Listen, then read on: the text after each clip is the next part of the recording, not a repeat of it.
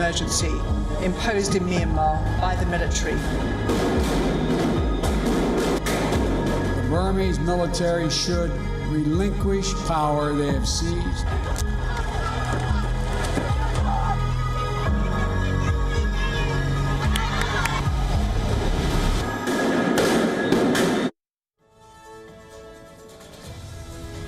It has been a month since the Myanmar military power grab.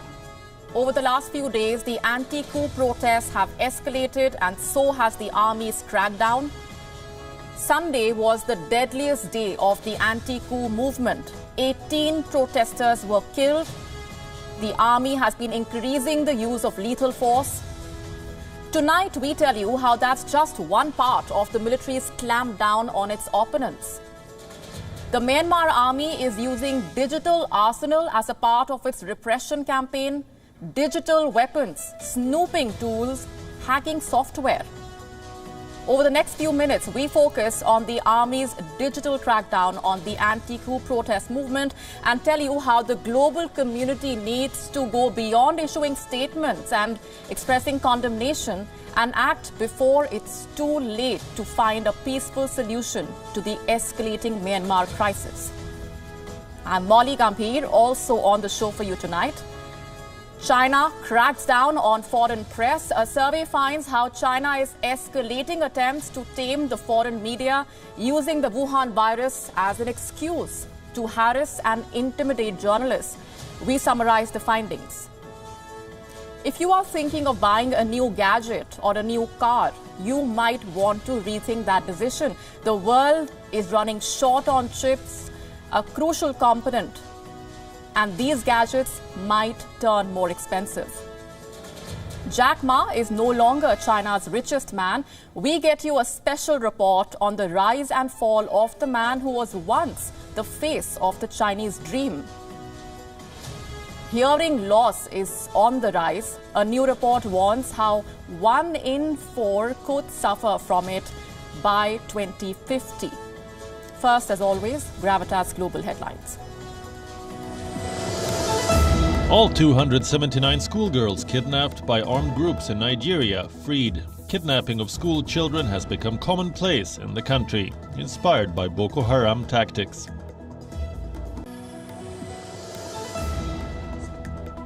In its first punitive action against Russia, the Joe Biden-led U.S. government imposes sanctions on senior Russian officials over the poisoning of opposition leader Alexei Navalny. The sanctions, largely symbolic, block access to U.S.-based assets of top figures around Russian President Vladimir Putin.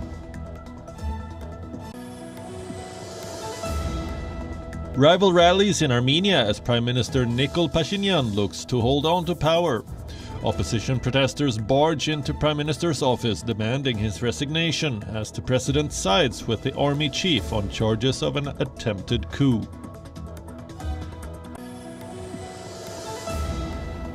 Hong Kong activists returned to court for a bail hearing after an overnight adjournment triggered by 4 defendants being hospitalized. A large crowd gathered outside the court in support of the 47 Democrats charged under the controversial security law. U.S. sanctions military aid worth $125 million for Ukraine. Aid package to include patrol boats and artillery radars. This is in addition to $150 million earmarked by Congress for Ukraine, which can only be unlocked if Kyiv implements military reforms.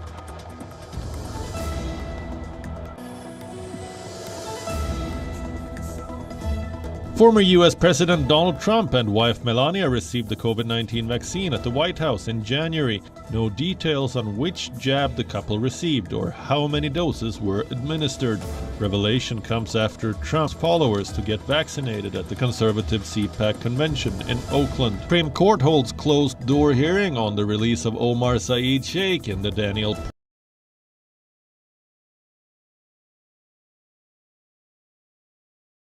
Pearl murder case. Both the federal Sindh government have challenged the acquittal and subsequent release order of Pearl's killer, Omar Sheikh.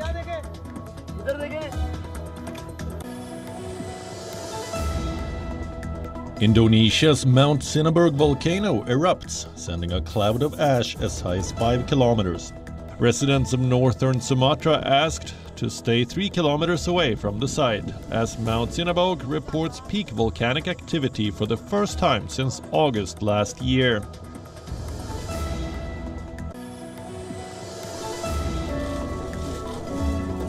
Former FC Barcelona president Josep Maria Bartomeu and his ex-advisor have been provisionally released from judicial custody a day after being arrested by Catalan police. The two men were brought before a Spanish court and exercised their right to not speak in connection with the probe into suspected crimes of false administration and business corruption. The probe is linked to the Barçagate scandal from last year, when the club was accused of hiring a social media company to discredit those opposed to Bartomeu's reign, including first-team players Lionel Messi and Gerard Piqué.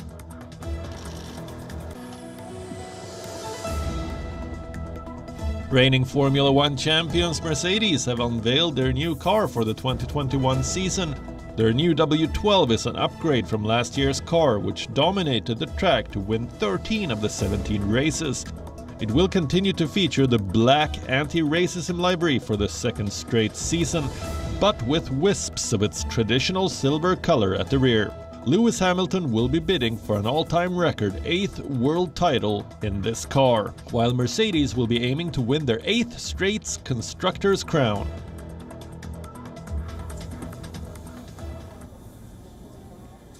The military has been controlling Myanmar for a month now. After a slow start, the pro-democracy protests have strengthened. Thousands of citizens have been taken to the streets. They have dug their heels and they refuse to withdraw. Over the weekend, the military resorted to lethal force. They opened fire on the protesters, killing 18 of them. The crackdown is increasingly getting violent and fierce, and the military junta is now set to be deploying more sophisticated tools to sustain this coup. A group of activists is now claiming that Myanmar's military and security forces have an arsenal of digital weapons. They are allegedly being used in the crackdown against peaceful protesters. What are these digital weapons and what can they do? The list of tools is rather long. They were bought by the Myanmar government in recent years, as per reports. Bulk of the technology came from the West. But now these tools have fallen into the hands of the military. Here is a breakdown.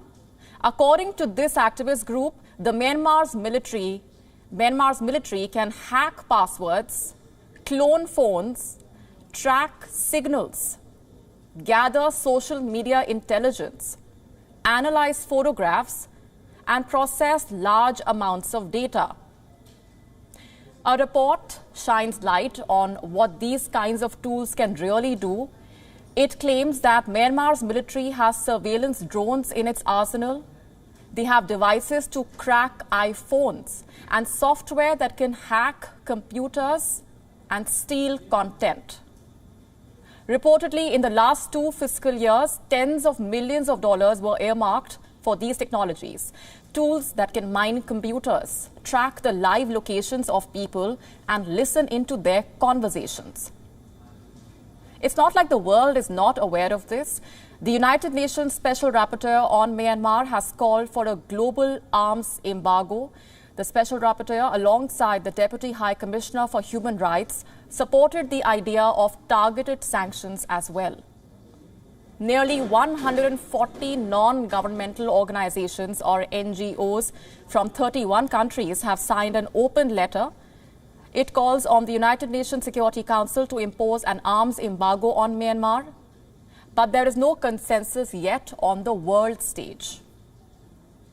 Meanwhile, the military continues to strengthen its hand with laws that give it more powers, like the cybersecurity bill.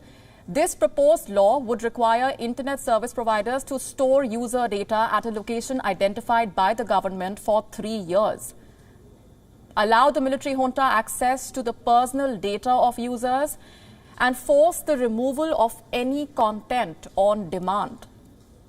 Several human rights groups have called the cybersecurity bill draconian. And with such laws and the violent crackdown against the protesters, Myanmar's military has painted a target on its back. It is now the focus of targeted sanctions by the West. The United States, Britain, Canada, and the European Union have implemented smart sanctions. Reportedly, this is an attempt to squeeze the military, quote-unquote, and its business interests, making it harder for the junta to conduct business with the West. And other countries in the region could be mulling similar moves. The world is closely watching what the army generals are doing in Myanmar. But apart from condemning the coup, what exactly are the world leaders doing about the Myanmar crisis?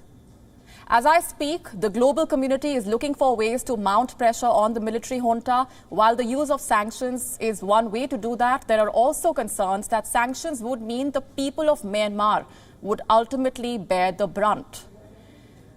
The United States has warned Myanmar of additional measures. It has also decided to push for, quote-unquote, intense UN Security Council talks on Myanmar. The United Kingdom is looking for ways to hold the army generals accountable. It plans to stop doing business with any firms associated with the Myanmar army. In Germany, Chancellor Angela Merkel's office has described the situation in Myanmar as disturbing. It says there can be no justification for the use of lethal force on the peaceful protesters.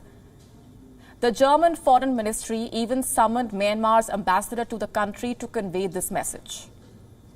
The foreign ministers of ASEAN, the Association of Southeast Asian Nations, held a special meeting with a representative of the Myanmar army. Indonesia has called for the release of the political prisoners and urged all parties to start dialogue. A month since the coup, the world is finally waking up to what's happening in Myanmar.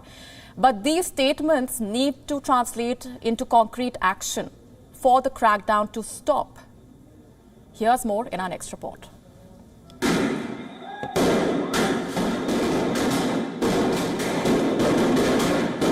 The U.S. is committed to using our renewed engagement here in New York, but internationally, to press the military to reverse its actions and restore a democratically elected government. We'll continue to look at how we hold individual members of the regime to account. We're also looking at businesses from this country doing business with any of the firms in Myanmar that are controlled by the military. What is very worrying for us is that this is a military that has a record of carrying out human rights violations with impunity, with a real lack of accountability. So we are concerned at the potential for this to get even deadlier. And then to arrest Aung San Suu Kyi as well as her ministers and the president and charge them with walkie-talkie offenses and things like that. I don't think that's going to help solve the problem. So you really have to get back, release Aung San Suu Kyi, negotiate with her and her team, and work out a peaceful way forward for Myanmar. International pressure on Myanmar's military junta is mounting. The world is looking for ways to punish the army generals for their actions. World leaders are shocked at the use of brutal force on peaceful protesters.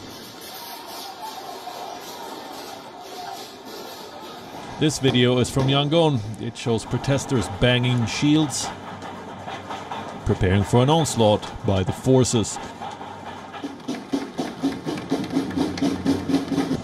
Hiding behind a temporary barricade. The Myanmar police smashed through the barricade within minutes. The protesters had to retreat,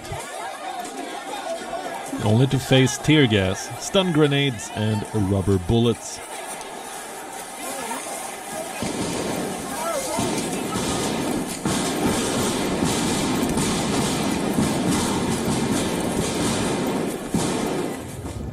In the city of Dawei, the situation was no different.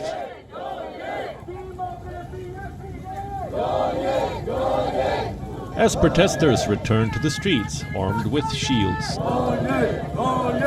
they had to retreat due to tear gas. In the city of Kale, water cannons replaced tear gas.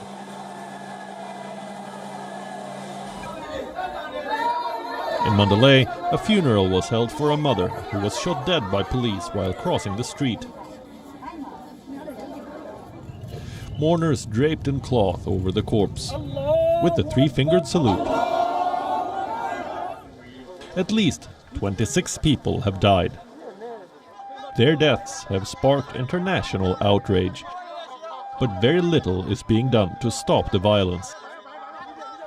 Individual statements by world leaders seem to be falling on deaf ears. Perhaps it's time the world came together to turn these statements into action and find a peaceful solution to the Myanmar crisis. Bureau Report, WION, World is One.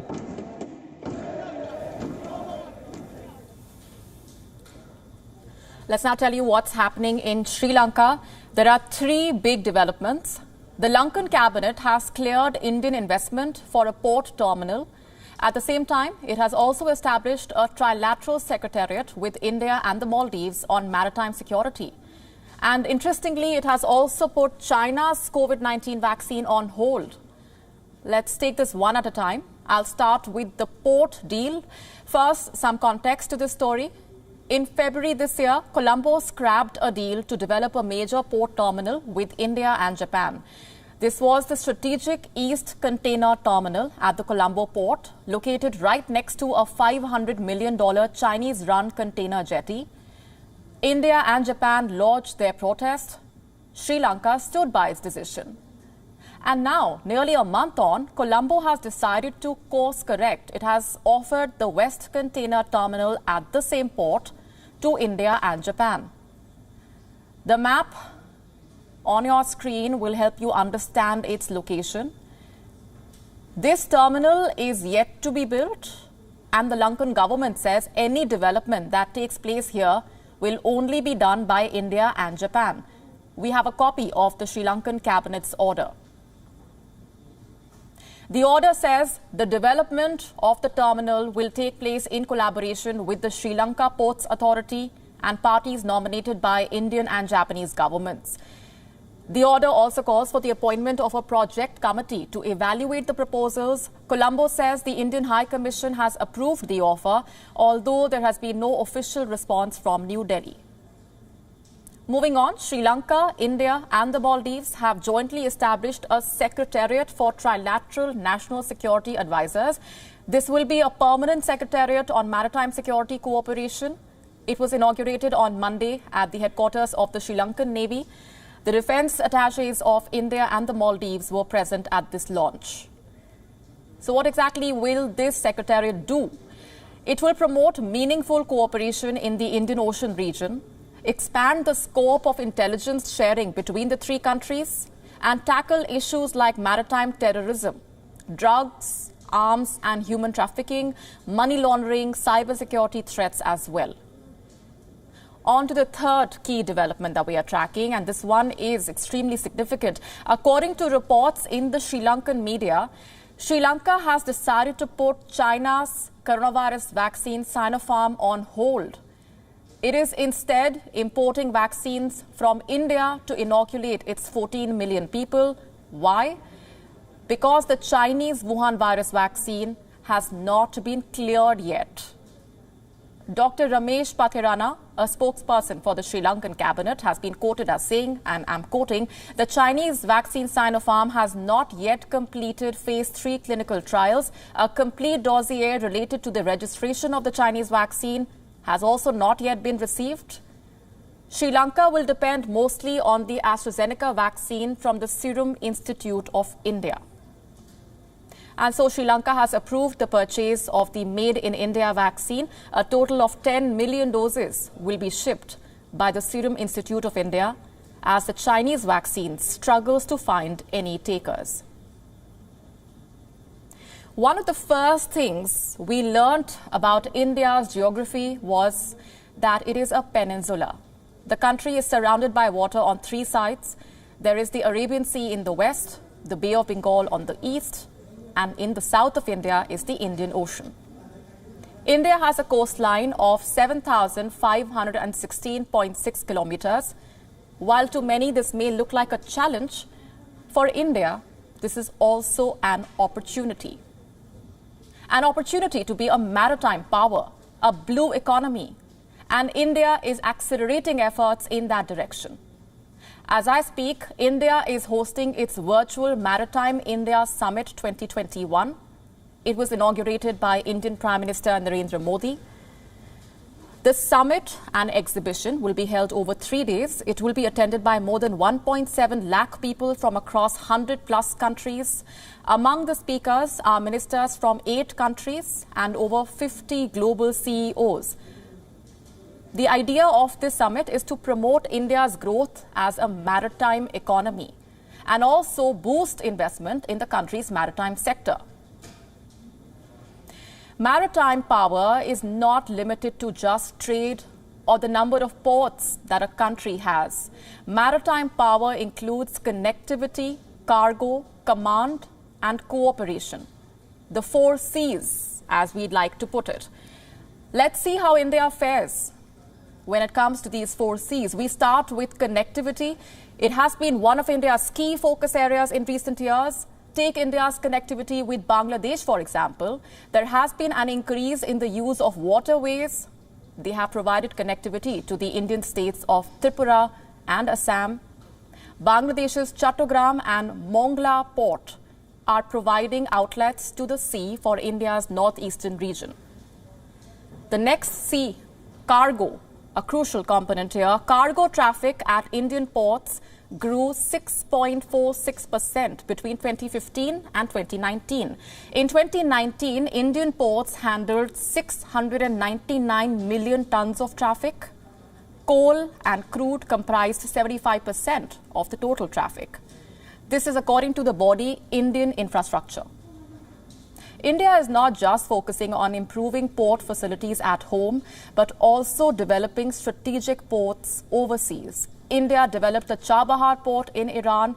This port connects India to the CIS countries or the Commonwealth of Independent States and Afghanistan while bypassing Pakistan. In January this year, India gave 2 cranes for the port to Iran. In the east, India is building the Kaladan project in Myanmar. It is also building the Sitwe port, which will soon be connected to the Indian state of Mizoram. In 2019, annual shipping trade reached over $14 trillion. India can do more to boost its seaborne trade. And we cannot talk about trade in the Indian Ocean without talking about the choke points. So let's shift focus to the next C on our list, command. India understands the importance and strategic value of the Indian Ocean region. Sample this. The Indian Ocean lies at the crossroads of 3 major continents, Africa, Asia, and Australia. It is the intersection for transport of oil from West Asia. 75% of the world's maritime trade and 50% of daily global oil transfers pass through the Indian Ocean region. This is also home to some major choke points, the Strait of Hormuz, the Strait of Malacca, Bab el-Mandeb, etc. In the past, we have had the menace of piracy, accidents. As I speak, the biggest menace in the Indian Ocean, of course, is China. The Indian Ocean region is at the heart of China's dream project, the Belt and Road Initiative. It has used debt trap and checkbook diplomacy to acquire ports in the region, be it Hambantota in Sri Lanka or Gwadar in Pakistan. In the Maldives, China poured money into the China-Maldives Friendship Bridge, the country's first sea-crossing bridge.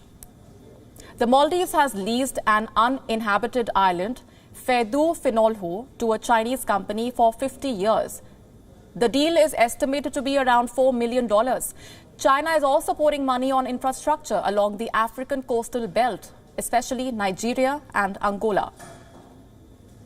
India must counter the rise of China in the Indian Ocean. It must have a command in the seas to ensure an open and free Indo-Pacific. Is India doing anything towards this? Yes, it is. It has modernized facilities in the Andaman Island. A plan worth 56.5 billion rupees was finalized in the year 2019. It allowed for additional warships, troops, aircraft, drones to be stationed in the Andaman and Nicobar Islands. India also commissioned a new naval station, INS Kohasa, in the islands. India cannot become a maritime power without cooperating with the region's island countries and other maritime powers. So what is India doing about that? It is building on its ties with Mauritius, the Maldives and Seychelles. All of these countries received free Wuhan virus vaccines under India's Vaccine Maitri initiative. In February, India and Mauritius signed a free trade pact. India is also a part of several bilateral and multilateral military drills in the Indian Ocean region. The Malabar exercise in 2020 saw Australia join the navies of India, Japan and the United States. In 2019, naval exercise Milan, hosted by the Indian Navy, was attended by navies from 17 countries. Seas are crucial in combat. The world wars have shown us that a naval blockage is enough to turn tides. India must leverage its advance at the seas to check its neighbour in the north. At the same time, it must also continue pressing the accelerator towards building ports and infrastructure with the aim of becoming a maritime power. India must hope for the best and also prepare for the worst. With its own media largely under control, the Chinese state is now going after the foreign press. A recent survey has found that foreign correspondents are being harassed, intimidated, and even snooped upon. Our next report gets you all the details. For the third year in a row, the foreign journalists in China believe their working conditions have not improved. This finding is part of a survey conducted by the Foreign Correspondents Club of China. They believe Chinese authorities dramatically stepped up efforts in 2020 to frustrate the work of foreign correspondents. Using the pandemic as an excuse, the Chinese state used all of its arms of power to harass and intimidate journalists. Nearly half of the respondents of this survey fear surveillance, digital or in person, and regularly. 40% of the correspondents believe their internet accounts were targeted in attempted hacks last year. 87% felt their WeChat accounts were snooped upon. 60% believe the Wuhan virus restrictions interfered with their reporting. 40% of the respondents were followed, and 30% of them were forced to show or delete data on their devices by Chinese authorities. How does Beijing respond to these charges? With the usual denial. We have never recognized the relevant organization, the Foreign Correspondents Club of China, that you refer to. This so-called report and its predisposed stance is sensationalist and is full of baseless claims. What I want to stress is that China is a country with rule of law. Any individual in China must abide by the Chinese law. We have always welcomed foreign media and correspondents to do interviews and reporting in accordance with the law and regulations, and we will continue to provide convenience and assistance. What we oppose is ideological bias targeting China. We are opposed to fake news done in the name of press freedom and actions that violate journalism ethics.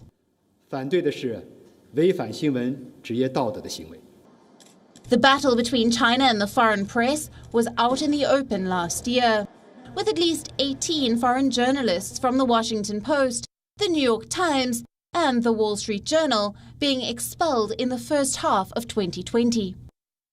The Foreign Correspondents Club says 1 out of 6 correspondents are being forced to live and work on short-term visas that are valid between 1 to 3 months.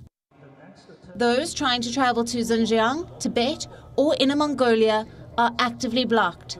These are regions where Chinese authorities are said to be driving programs to persecute minorities. 94% of journalists who travel to Xinjiang and Inner Mongolia faced state obstruction. One of them even faced physical assault. Even now, when China claims its borders are open for foreign correspondents, 2 scribes remain in detention. Chang Li, an Australian citizen who worked for Chinese media, and Hayes Fan, a Chinese national working for Bloomberg News. Both of them are facing charges of endangering national security. With the press in China largely under the grip of Beijing, China seems to be actively trying to tame the foreign media. Bureau Report, World is One.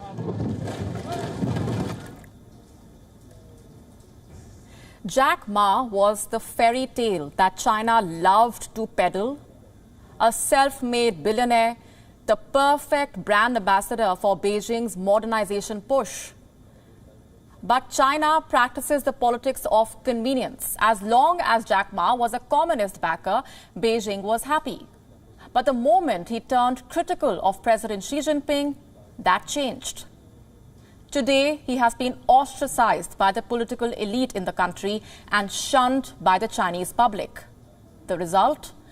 Jack Ma is no longer the richest man in China. Our next report traces his fall from Beijing's good books.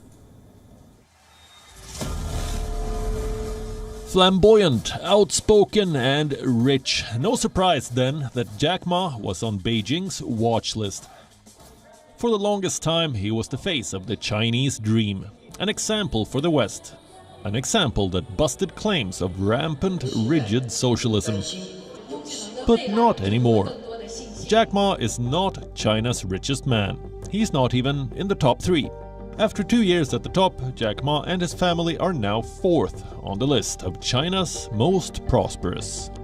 He's behind Nongfu Spring, a bottled water company, Tencent's Pony Ma, the new darling of the West, and Pinduoduo, an agro-based tech platform. Gone are the days when Alibaba was the sole Chinese juggernaut. To be fair, Jack Ma is still among the most powerful men in China. But what explains his fall from the top? It is as much about politics as commerce. Jack Ma broke the sacred rule of Chinese business. He took on the government, criticized Beijing's policies. In October 2020, he delivered a speech. He lashed out at China's regulatory system. In response, Chinese regulators choked Jack Ma's biggest bet, the Ant Group. It was intended to be the world's largest IPO. Instead, it was a logistical nightmare. Beijing asked Ant Group to dilute its business, to loosen the grip on some of its financial holdings. As if on cue, Jack Ma disappeared. For 3 months, no one knew where China's richest man was. Was he in jail? With China, that possibility could not be ruled out. In January this year, Jack Ma reappeared, but devoid of his crown. Nongfu Spring's Zhong Shanshan had replaced him as the richest man. In China, wealth is always linked to politics, not in Marxian terms, but more related to cronyism. Beijing's ally Tencent saw its wealth swell 70% in 2020. Pinduoduo grew almost 283%. In comparison, Jack Ma's wealth grew just 22%. While most Chinese companies enjoyed a pandemic windfall, Jack Ma was sidelined. His fall from grace is a typical Chinese story. China is not a free society that tolerates outspoken billionaires. It thrives on order and discipline. In other words, a totalitarian system controlled by the Communist Party. A tussle between China's richest and most powerful was never going to be a fair fight. Jack Ma's story is intended to send a message. Power in China is a monopoly. The only one playing the game is the Chinese Communist Party. Cross paths with the president and you could find yourself back at the starting point. Bureau Report, WION. World is One. Let's now talk about vaccine equity, our continuing focus here on Gravitas. Last night we told you how rich countries are hoarding vaccines. Today we will tell you how they are also wasting vaccines and politicizing vaccines. Europe bought 400 million doses of the Oxford AstraZeneca vaccines. It is now wasting the life-saving drugs. In Germany, over 14 lakh doses of AstraZeneca vaccines were delivered. It administered only 1,89,000 doses. As of the 24th of February, the number of unused doses over 12,62,000. In Italy, nearly 5 lakh doses were delivered. It administered less than 1 lakh. The number of unused doses over 4,02,000. Over 2 lakh doses were delivered to Belgium. It could not administer even 10,000 doses as of the 24th of February, so the number of unused doses over 1,91,000. Here's a look now at the numbers from Austria. Bulgaria, the story is the same. The situation no different in Sweden as well. The Guardian says 4 out of 5 of the Oxford AstraZeneca vaccine doses that have been delivered to the European Union countries are yet to be used. What explains this? European countries have used 80% of their available Pfizer jabs. Why then are they wasting the AstraZeneca ones? What explains this discrimination? In January, French President Emmanuel Macron said the Oxford AstraZeneca jab was quote-unquote quasi-ineffective for older age groups. Germany is not using AstraZeneca vaccines for those above 65 years of age. Neither is France, even Poland or Italy. Why exactly is this happening? They're all citing the lack of clinical trial data when it comes to the elderly population. The European Union has approved the vaccine for all age groups, but national regulators are restricting the jabs to those below 65. In Germany, there is a call for updating the guidelines, but there is also ample misinformation. In January, a German daily published this report. It said the AstraZeneca vaccine may be only 8% effective among those over the age of 65 years. AstraZeneca called the report, quote-unquote, completely incorrect. The German health ministry also denied the report. It said 8% was the number of people in the study between the ages of 56 and 69. The fact is, fewer than 10% of the volunteers in the trials were in this age group, but results so far have been positive. Reports say the jab is cutting the chance of people aged 80 and over from contracting the Wuhan virus infection by 80%. And this is just a few weeks after the first dose. So why are European countries not administering the dose to the elderly? France recently changed its mind. The French health minister said that the AstraZeneca jabs would now be made available to those between 65 to 75 years of age with serious health risks. This mistrust with a certain vaccine is not all that black and white you see. It all began after the EU's feud with AstraZeneca. A quick recap here. Europe was supposed to receive 80 million doses of the AstraZeneca vaccine by the end of March. In January, AstraZeneca said it may only be able to deliver around 31 million doses.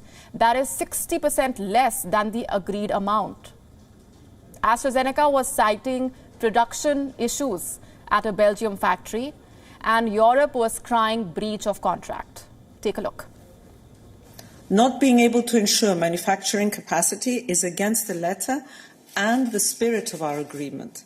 In the contracts, there are four factories listed, but it does not differentiate between the UK and Europe. The UK factories are part of our advanced purchase agreements, and this is why they have to deliver. AstraZeneca finally offered to deliver 40 million doses by the first quarter of 2021, which is by the end of this month. My question is, what will the European countries do with these vaccines? Since it is obviously not inoculating people, there is no point playing politics over the jabs or discriminating against life-saving shots. You see, Europe's approach is helping no one. not the Europeans waiting to be vaccinated, not the experts fighting vaccine skepticism, or even its own goal of vaccinating 70% adults by the end of the summer. And let's not even get into discussing about those outside Europe desperately waiting for life-saving drugs as Europe is wasting them. Like I said, yesterday, 130 countries have not received a single dose of vaccine so far. And since we also spoke about India's expanding vaccination drive, here's a quick update. Earlier today, India's Health Minister Dr. Harshvardhan took his first vaccine shot. After taking the shot, the minister said, "I request everyone to get vaccinated. Do not worry if you experience minor side effects, but do let your doctors know." That is the minister's advice. Other Indian cabinet ministers, including Home Minister Amit Shah and External Affairs Minister S. Jaishankar, have also taken their first shot of the Wuhan virus vaccines. This is the world's largest vaccination program, and we will continue tracking all these updates. Are you planning to buy a gadget soon? That decision. Why, you may ask? Because right now, the world is suffering from a shortage of computer chips. And this is affecting the production of just about everything, from smartphones to even smart cars. Our next report tells you all that you need to know.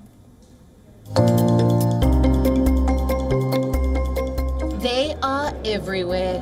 Smartphones, tablets, smartwatches, and even smart cars. But you cannot see them. These are computer chips. They run everything smart in the 21st century, and the world is running short on them. There is a global shortage of semiconductor chips. It is affecting almost everyone. Last month, car maker General Motors decided to close 3 factories due to the shortage of microchips. Toyota, Volkswagen, Ford, Honda, and Fiat Chrysler followed suit. Sony may not be able to sell as many PlayStation 5s as it would like. The sales of their new console could slow down because of the shortage of chips. With several industries taking a hit, last week America's President Joe Biden made an intervention. He met with a bipartisan group of lawmakers and even signed an executive order to address the scarcity. Recently, we've seen how a shortage of computer chips, like the one I have here, you can hardly see it, I imagine. It's called a semiconductor. It's caused delays in production of automobiles that has resulted in reduced hours for American workers. A 21st century horseshoe nail. But what caused the shortage? The reasons are many. The Wuhan virus outbreak slowed down the production of chips. There was a spike in the demand for electronics during the pandemic. And newer technologies like 5G-enabled smartphones need a lot more computer chips than the older phones. Electronic companies have been buying up chips in excess, leading to a shortage in the market. Trump's trade war has also had an impact. SMIC is a semiconductor company. It is partially owned by the Chinese government, and it supplies around 10% of the global demand. Last year, the US government had restricted American exports to SMIC. This affected the supply of the technology used to make the chips. Experts believe the present shortage may last a while. It may make consumer electronic products more expensive or delay the rollout of new cars from leading manufacturers. So if you were planning to get that shiny new gadget or car, make sure you check the price tag one more time. Bureau Report, World is One. Our last story tonight comes from Iraq. The country is preparing for a special visit by Pope Francis, the head of the Catholic Church. Will be embarking on a whirlwind 4-day trip starting Friday. The aim of this visit is to show solidarity with Iraq's Christian community, but with rockets hitting Iraqi cities, a worsening security situation, and protests escalating by the day, there are growing concerns about the Pope's safety. Here's more in this report. Vatican flags are hanging on the streets of Iraqi cities. Nuns are repainting wooden crosses on top of church roofs. New roads are being paved in the middle of deserts. And stadiums are getting makeovers. This is Iraq, gearing up for a visit by Pope Francis. It will begin on the 5th of March and conclude on the 8th. The Pope will tour the capital, Baghdad, Mosul, the ancient ruins of Ur, along with several other Iraqi cities. The aim of this visit is to put the spotlight on Iraq's Christians and their troubles. In Mosul, Pope Francis will visit these churches desecrated by the Islamic State. Their walls stand scarred with bullet and shrapnel holes. Locals expect the Pope's visit to attract global attention to their ruined state. The site was used as the main center by the Islamic State, a center of the IS leadership. So this is an important issue. The visit of the Pope to this site, that was the central administrative center of the Islamic State. This is where the Islamic State said, we will go to Rome, occupy Rome, and cut off the head of the Pope.